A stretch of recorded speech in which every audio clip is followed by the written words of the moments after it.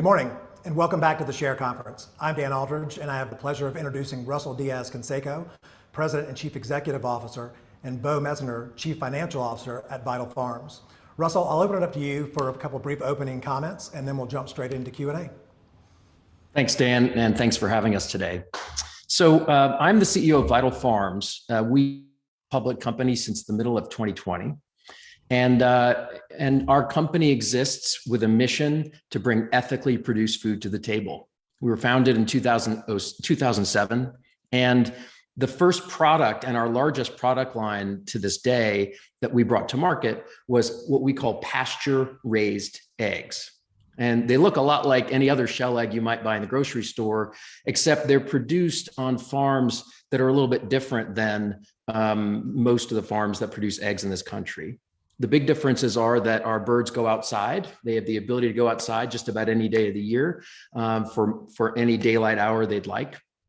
We have very specific standards for what that farm looks like and what the animal care looks like.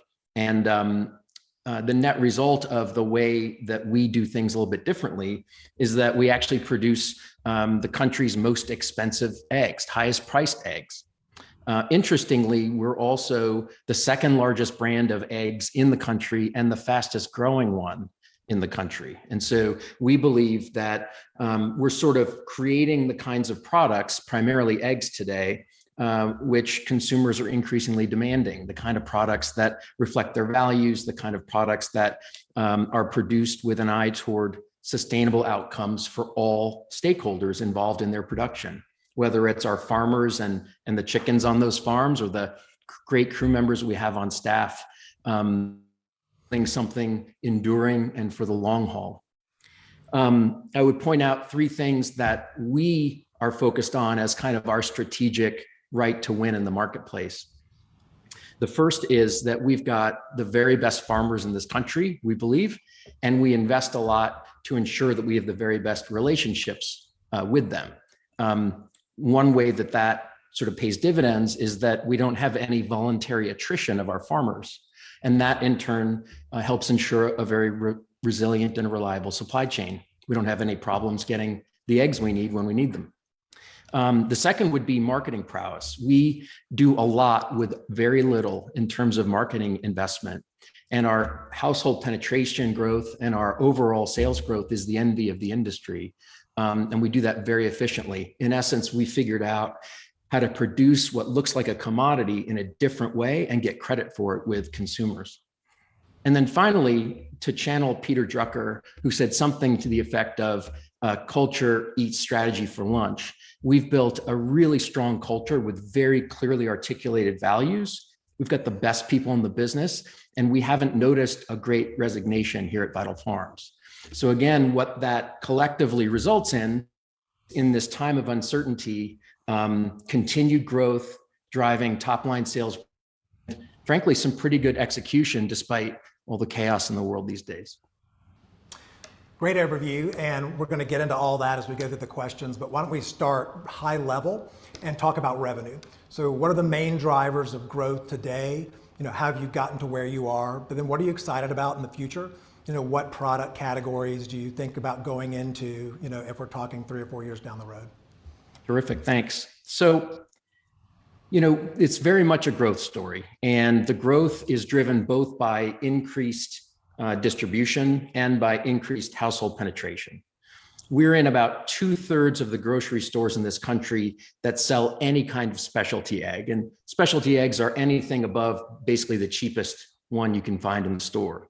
So there are a lot of stores left join. And with over 20 retail SKUs, we have lots of opportunity over time to build out our product portfolio of our retail customers. Our very strong relationships, long-term trust-based relationships with retailers are far from transactional. And so typically what happens is we'll start a relationship with 1 or 2 products on the shelf. They'll perform well. We don't embarrass the retailer with our performance. And as a result, they want more and more over time. On the flip side, we're adding an awful lot of households, and the households in this that are increasingly looking to vote with their dollars for products and foods that they can trust and that reflect their values keeps expanding year over year, which basically means the TAM for what we do is expanding year over year. And so both of those drive growth with our current product portfolio. Beyond that, there are definitely product portfolio expansion opportunities as well. Consumers who trust us will give us permission to buy just about anything from us. They'll any kind of food because they simply appreciate our transparent and ethical approach to the way we go to market and bring food to their tables. So the criteria through which we choose what to do next is really our own set of criteria around whether it's on brand and on mission, whether it's something that we believe we different to, and whether it's something that we think we can make money at. So Russell, you talked about the total addressable market. Can you give us a sense of what your penetration is today, right, in the two main buckets that you guys operate in and kind of where you think the opportunity is going forward? Yeah, so first of all, I should say we only market our products in the United States today. And we think there's still so much room here that we don't see a big need to go further afield at this point. So we've got something in the mid-single market share of shell eggs at retail. And the largest brand, and we're the second largest, has about 20%. And so we see that a 20% market share for a branded product in shell eggs is very much achievable. And the retail sales of eggs, the retail value of eggs sold today is north of $5.5 billion. So we easily see $1 billion egg business as within our sights. And again, we continue to grab share and are the fastest growing player. We have about mid-single digits household penetration in this country. And we believe that, again, the households that are voting with their dollars for a very premium product that reflects their values could easily be in the mid double digits. And so there's a lot of room on both fronts.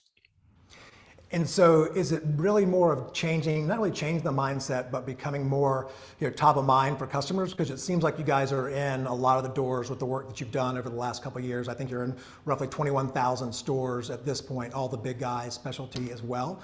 So talk a little bit about more on how you're getting to be more top of mind for consumers. Yeah, it's interesting. In the early days, we thought of ourselves of an education company as we were an egg company, in that it wasn't enough just to produce this thing we're producing, but we really had to help consumers understand what was different about it. Over time, what we observed was what gave us a right to win in the marketplace wasn't necessarily the features and benefits of the egg or butter, as we also have a butter product, but rather the features and benefits of our purpose and how we operate. And as we've continued to focus on those areas of the message, right? The food's got to taste great. The food's got to look right. The consumer has to have a great experience with it, but that's table stakes. What gives us the right to win comes on top of those things. And so that's increasingly what we talk about. If you go onto any of our social media feeds or any other place in which you might learn about us, you're as likely to see messaging around those great or crew members who go out and visit the farmers or our farmers themselves, as you are to see a beautiful egg or a recipe that you can. So we're going to jump around a little bit. You mentioned supply chain at the outset, and obviously it's been a very difficult road for a lot of companies over the last 18 months. Can you talk a little bit about what differentiates your supply chain and some of the insulation that you guys have? Yeah, so we have enjoyed remarkable resilience since the beginning of the pandemic. And I'll point out a few areas in which I think our supply chain is different than some others, and some really neat proof points that it came through in a pinch. So first of all, we only buy eggs farmers with whom we have a direct relationship. So unlike, I think, just about all of our competitors and certainly private label, there isn't an open market for a Vital Farms egg. And as a result, we can only get them from the farms that we've certified, that we've visited, and that we feel confident are doing it our way. We have a commitment to those farmers to buy everything they produce for the length of the contract. And we work really hard to help make sure that what they produce is profitable for them and has the right quality for us. The net result of which is if as long as we're doing our work the right way, we have a very predictable supply of eggs at a very predictable price. And so during the pandemic, especially in those early days when commodity egg prices shot through the roof and everybody was looking for any egg they could find because they were flying off the shelves, we didn't raise our prices, but we also eggs because we had those long-term relationships locked in. Another example would be, while we really appreciate the change for small family farmers, of which we have over 275 that we work with today, we recognize that some parts of the supply chain do lend themselves to scale. And so we built a world-class egg packing center in Springfield, traveled the world to look for best practices, and have such a resilient team there and such a great set of technology and plant design there that we don't have a lot of downtime, which would be another area in which some other companies struggle.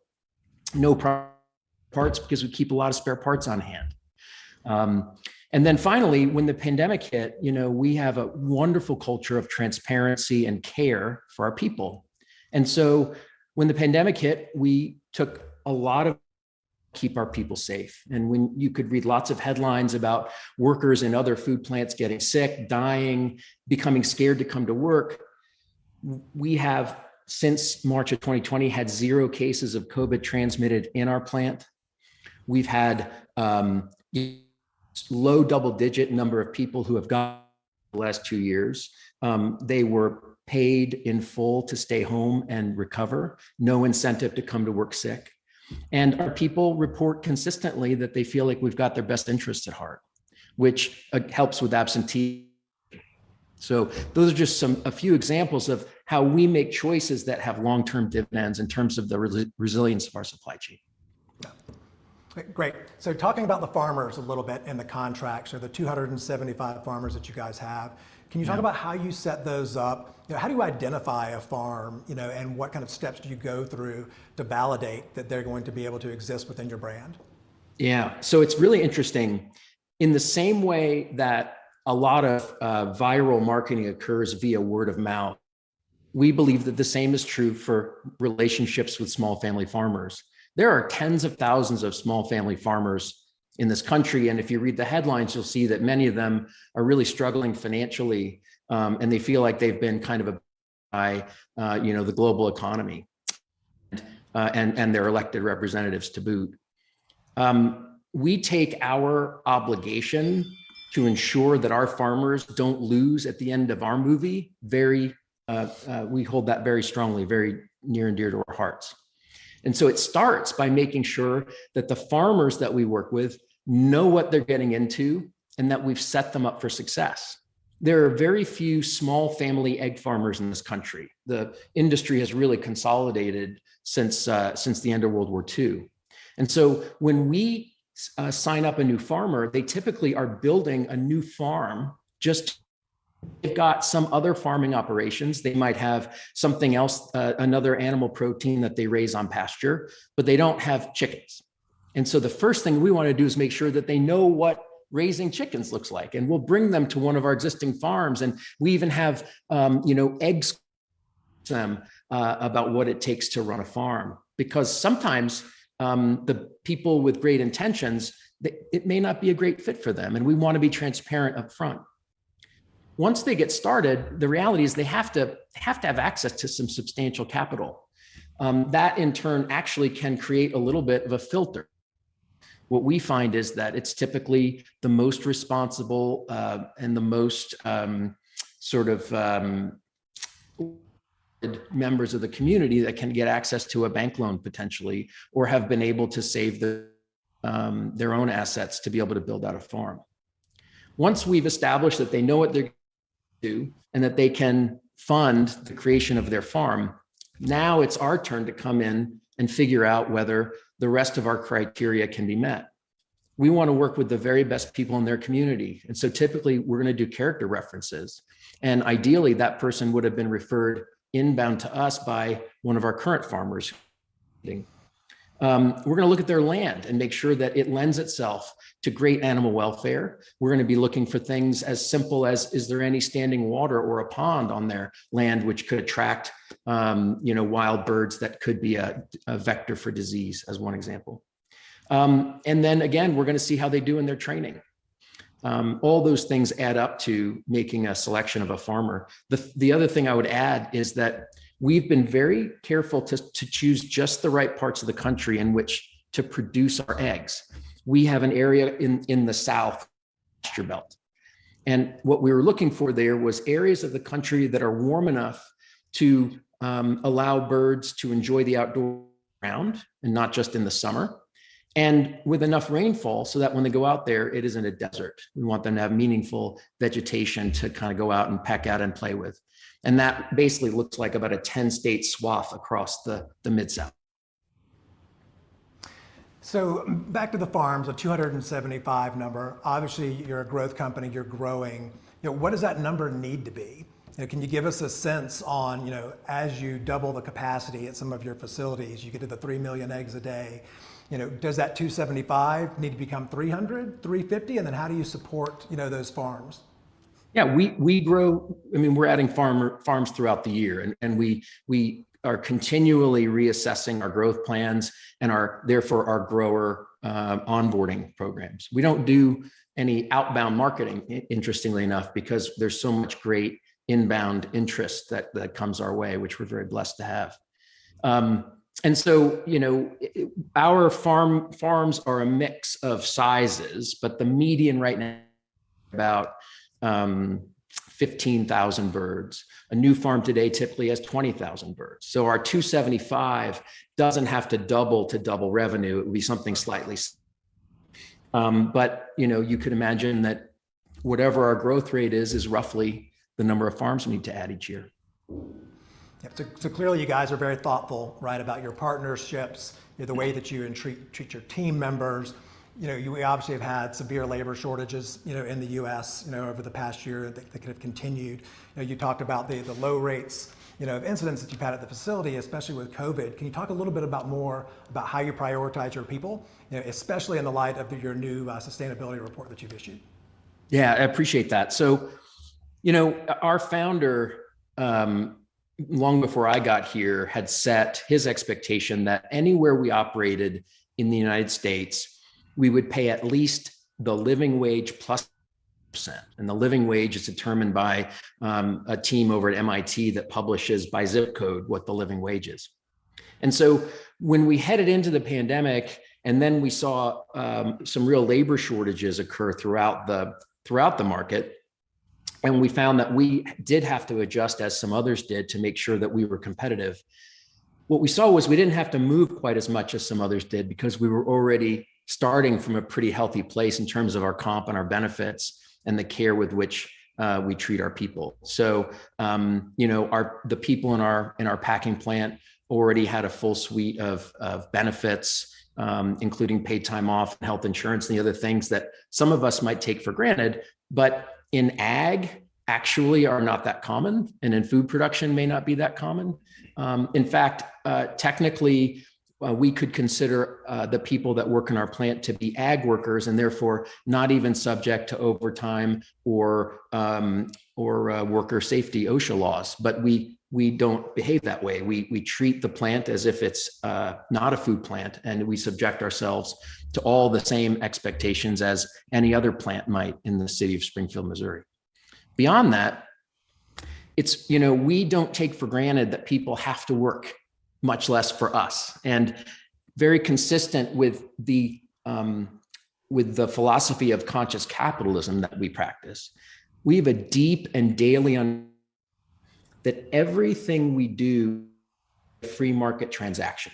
That when we have an employment relationship with someone, every day they have to wake up and choose to come back to work. Every day we wake up and have to choose to buy them. Same with our farmers, same with our retail customers. We have to earn it every day. There's no I can whip out and make an employee come back.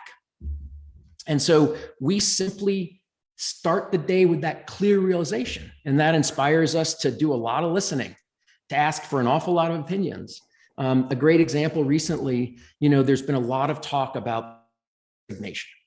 And as people try to unpack what that's about, one of the big explanations is, well, companies are making people go back to the office and they don't want to, and so they're leaving. Well, back in March of 2020, we all went home just like everybody else did for a little while. And then over the course of the next few months, we started to figure out that it was pretty cool to not have to go back to an office and not get in your car and commute. And so by the end of 20, we went and polled all of our people and said, well, what do you want to do? Should we go to an office? Should we only be remote? Should we do something in the middle? And our people, the vast majority of our people said, we want the freedom of choice. And we feel like there's a lot of our work that we can do effectively remotely. And there's some that does lend itself to collaboration. We want the best of both worlds. And so we declared over a year ago that we would not reopen our headquarters as an office where you sit down at a desk all day. And that may be part of why we haven't seen a big exodus. But that was rooted in hearing what our people wanted from us and then working to make that a reality. So obviously we've talked a little bit about supply chain, we've talked about labor. So Bo, going to throw a question to you on margins. Obviously there's other input costs that you guys talked about on the last call. You have delivery, freight costs, but would love to hear how you guys are thinking about margins this year and into next. Yeah, well, certainly we saw all the inflationary pressures that the whole market saw. For us, it's freight, as you talked to, and some of the feed costs, which we compensate the farmers for because they don't have pricing power. Starting into the pandemic, we assumed that some of those costs would be transitory, but said we'd be pragmatic about what we do with price in the marketplace. And as we saw those inflationary pressures become more permanent, we made a decision to take some pricing. We took our first tranche of pricing in January on about 35% of our portfolio. And we announced another price increase that will take effect in May across the whole portfolio in the low double digits. So we had some margin compression in the period of time that we didn't take pricing, but we fully expect by the time we get to Q3 and Q4 of this year, our margins will be back to our long-term goals, which from a gross margin point of view is about 35%. Based on the inflationary pressures we can see in front of us right now, assuming that no additional global events happen to any degree that folks haven't anticipated yet. Thanks. So Russell, switching around back to the consumer a little bit, can you talk a bit about who your core customer is today and how that's changed and how that helps you build your brand over time?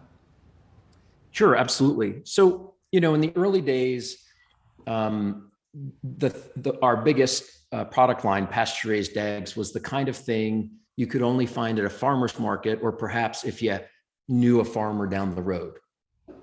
And in fact, that's how my family and I came upon pastured proteins. We read a book several years ago called Omnivore's Dilemma and we started going to farmers markets, and we go find farmers nearby that were doing things the way we thought they were meant to be done. So fast forward, this company was the first one to bring commodity pasture-raised eggs to a national audience. And as you can imagine, these aren't cheap, and they certainly weren't cheap when we were really small. And so the earliest consumers were the ones that already knew what they wanted. They were the people who were going to places like Whole Foods or Sprouts or natural grocers and were looking. And so there was some great kind of pent up demand for what we were offering them. And those are who we call kind of our core consumer, those kind of true believers, the ones who, frankly, in those early days were helping guide us in terms of what we should be doing as much as we were telling them what we were doing. Over time, what we found was that there was this much larger group of consumers that we consider to be our growth consumers. Those are the households that may be looking to those core consumers for their opinions, to be influenced about the choices they should be making. And frankly, who had perhaps even more resources to be able to spend household income on better products like ours, and maybe less attention and less education about the specific. And that required us to change our approach in terms of going to market. from a very deep personal one-on-one conversation with those early core consumers who would give us regular feedback on their products and about their expectations for things like animal welfare. These newer consumers have a less clear set of expectations, but they want simply to earn, and for us to earn trust with them. They want to trust a brand like ours to make all on their behalf, as opposed to them giving us their checklist of things that they want to make sure we're doing. So that's a whole different kind of relationship, but it also opens up a much larger. Up until last year, we had a group of about 10 million households that we were focused on. And I think we've got to about 6 million of them. And we've since expanded the households, I believe, represent our latest growth consumer. I think that's about 16 million households now. And that's in part informed by who is actually buying our products. We've been able to get some really great kind of household and consumer data that gives us great insights into who's buying. And it turns out that we're successfully adding households far beyond the original kind of core ones we were focused on. So let's segue into the sustainability report, because we're coming up on about 5 minutes left. I had the chance to go through it yesterday. Thought it was very comprehensive, touched on a lot of different things. Would love just to hear your thoughts on what you found interesting about the process, and what you learned, but more importantly, what's next? Because obviously, ESG is not a check the box one and done. Yeah, I appreciate it. It's funny, there's a lot of, I think, appropriate and challenging around ESG, what it means, and whether or not a company deserves to be considered an investment that is delivering on its ESG commitments. And one of the first things I found in this process, and we're early in it, even though we're a company that gets a lot of credit for being an ESG kind of company, and we have done a lot of things differently than the industry incumbents. We haven't always thought about quantifying and goal setting the way that the public markets would like to see us do. So we went out and asked a lot of people, well, how do you even approach this? What's an ESG report? What are goals? How do you do this work? First, we heard a lot of different opinions. And second, we found a lot of examples of companies putting forth a corporate sustainability report, 400 pages of pictures and graphs and frankly, virtue signaling without a lot behind it.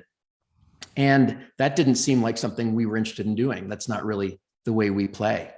And so we actually did the heavy lifting of going out and finding an executive to focus on this. We hired Joanne Ball last year, and she's not only our general counsel, but we kind of thought, who better than the lawyer to make sure that anything we say we're doing around ESG is real.